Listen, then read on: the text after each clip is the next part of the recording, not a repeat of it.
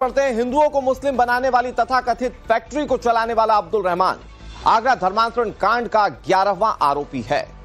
देश की राजधानी दिल्ली से गिरफ्तारी के बाद रहमान के बारे में जो खुलासे हो रहे हैं वो बहुत चौंका देने वाले हैं। हिंदू धर्म बदलकर वो पहले मुसलमान बना और उसके बाद उसने ऑपरेशन उम्मत चलाना शुरू कर दिया। आज से नहीं, सालों से रहमान की जब कुंडली खुली तो पिटारे से उसकी बेगम निकली और बेगम ने जो जहर उगला उसे सुनकर आप दंग रह जाएंगे। धर्मांतरण की आड़ में क्या क्या हो रहा है और कैसे इसके खिलाफ अब एक्शन हो रहा है, ये पूरी कहानी आपको समझाते हैं हमारी इस रिपोर्ट।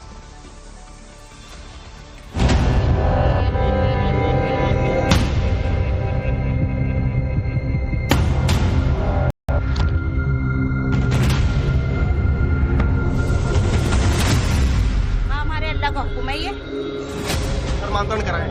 हाँ, मतलब ये अगर हम नहीं करवाए तो ये कल के दिन अल्लाह के यहाँ हमारी पकड़ होगी।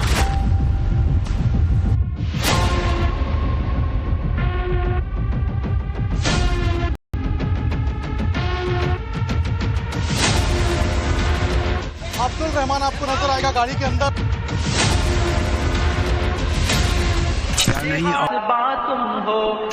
मुसलमानों के पर इतना इल्जाम लगाया जा रहा है, मुसलमानों को बदनाम कर रहे हैं। आगरा धर्मांतरण मामले के मास्टरमाइंड अब्दुल रहमान ने पुलिस की पूछताछ में कई चौंकाने वाले खुलासे किए हैं। खुलासा नंबर 1, देश की राजधानी दिल्ली में बैठकर वो ऑपरेशन उन्मत्त चला रहा था। खुलासा नंबर 2, ऑपरेशन उन्मत्त के जरिए वो पिछले 35 साल से धर्मांतरण करवा रहा था। खुलासा नंबर 3, शाहीन बाग का कलीम सिद्दीकी अब्दुल रहमान का गुरु था। खुलासा नंबर 4, आगरा धर्मांतरण मामले में जो 10 लोगों का गैंग पकड़ाया उसका सरगना अब्दुल रहमान था। अब्दुल रहमान का ऑपरेशन उम्मत, अरबी भाषा के शब्द उम्मत का मतलब होता है सबको इकट्ठा करना। हिंदुओं को मुसलमान बनाने की फैक्ट्री चलाने वाले अब्दुल रहमान ने अपने जिस गुरु कलीम सिद्दीकी से धर्मांतरण के इस खेल को सीखा या यूं कहें कि आगे बढ़ाया, उस कलीम सिद्दीकी के बारे में कहा जाता है कि वो दिल्ली के शाहीन बाग से धर्मांतरण का रैकेट चलाता था, जिसे यूपी एटीएस ने 22 सितंबर 2021 को गिरफ्तार किया था। कोर्ट ने कलीम को भारतीय दंड संहिता की धारा 417, 120B, 153A, 153B, 295A, 121A, 123 और अवैध धर्मांतरण की धारा 3, 4 और 5 के तहत दोषी पाया था।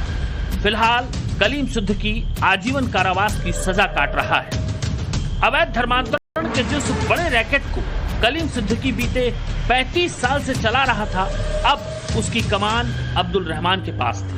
अब्दुल रहमान ने धर्मांतरण के इस ऑपरेशन को नाम दिया उन्मत्त। आगरा के जूता व्यापारी की जिन 2 बेटियों की गुमशुदगी के बाद गिरोह का भंडाफोड़ हुआ और 10 लोगों की गिरफ्तारी हुई, जिसमें आयशा उर्फ एसबी कृष्णा, अली हसन उर्फ शेखर राय, इब्राहिम उर्फ रीत बनी, कोलकाता का ओसामा, सुन्ना नाम से यूट्यूब चलाने वाला रहमान कुरैशी, जयपुर से अरेस्ट हुआ मोहम्मद अली, अब्बू तालिब, अबुर रहमान, मुस्तफा उर्फ मनोज और जुनैद कुरैशी शामिल थे। उसके बाद दिल्ली के मुस्तफाबाद से अब्दुल रहमान की गिरफ्तारी हुई। जेल में बंद कलीम सिद्दीकी ने अपना नेटवर्क इतना बड़ा कर लिया था और इतने लोगों को इस रैकेट से जोड़ लिया था कि जांच एजेंसियां भी दंग रह गईं।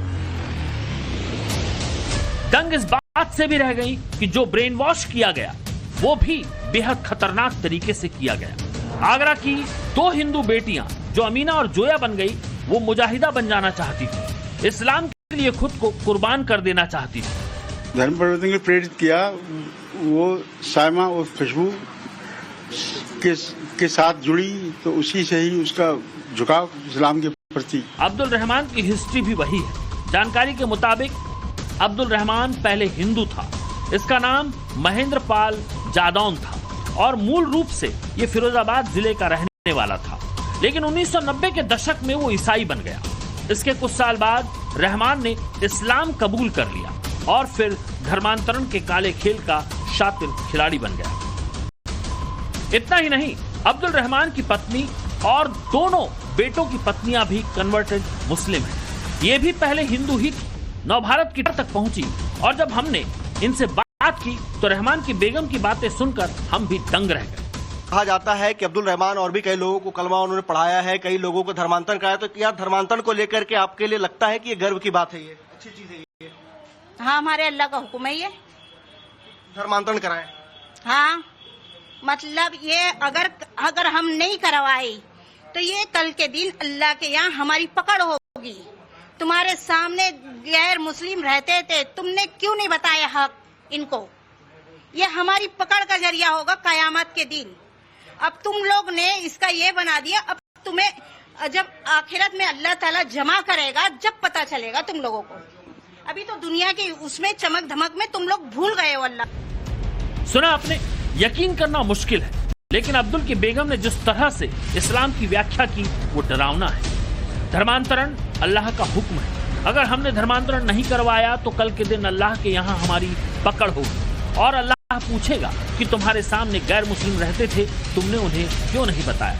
ये सब कितना खतरनाक है जिसे सोचकर भी इंसान खौफ से भर जाए। धर्मांतरण की साजिश का शिकार बना ये परिवार इसी मानसिकता के साथ ऑपरेशन उन्मत्त चला रहा था, लेकिन बड़े ही गुपचुप तरीके से दिमाग का ये जहर इतने सलीके से हिंदुओं का ब्रेन वॉश कर रहा था कि किसी को कानो कान खबर नहीं थी। यहाँ तक कि मोहल्ले में आसपास रहने वाले लोगों को इसकी भनक नहीं थी। मोहल्ले के लोगों का कहना है कि उन्हें पता ही नहीं था कि यहाँ पर धर्मांतरण का खेल चल रहा है, लेकिन यहाँ आए दिन लड़कियां जरूर आती थी, कुछ बुरके में तो कुछ बगैर बुरके के। इस तरह के लोग आते थे, जैसा कि आपने बताया कि बुरखे में कई लोग भी आते थे। हाँ भाई, लड़कियां आती थी, बुरखे में आती थी। अब मुझे क्या पता है कि वो कैसे लड़की ला रहा है, कैसी है कैसी नहीं है। वो तो भाई आ रही रिश्तेदार हो सकता है, रिश्तेदार हो उनके, मुझे क्या पता है। एक हिंदू बहुल मोहल्ले में एक मुसलमान इस तरह से धर्मांतरण का खेल कर रहा था, जरा सोचिए। अब्दुल रहमान की गतिविधियां इतनी ज्यादा संदिग्ध थी, लेकिन किसी ने भी उसके निजी मामले में दखल देना मुनासिब नहीं समझा। आगरा पुलिस ने जब अब्दुल रहमान को दिल्ली से गिरफ्तार किया, उस समय भी अब्दुल रहमान के घर से रोहतक की एक हिंदू लड़की मिली जिसका धर्मांतरण करवाया गया था। अब्दुल रहमान के घर से कई संदिग्ध किताबें मिली हैं। आरोप है कि इन्हीं किताबों का इस्तेमाल कर अब्दुल रहमान हिंदू लड़कियों का ब्रेन वॉश करता था। सोचिए किस तरह से पूरी प्लानिंग के साथ देश के तमाम राज्यों में धर्मांतरण का ये नेटवर्क फल फूल रहा था और किस तरह से जहर भरा जा रहा था। सबसे मुश्किल की बात तो ये थी कि जिस घर की बच्चियां या बच्चे इनके चंगुल में फंस जा रहे थे, उस परिवार के सामने इनकी जकड़ से अपनी औलादों को वापस लाने का कोई उपाय भी नहीं बच पा रहा था।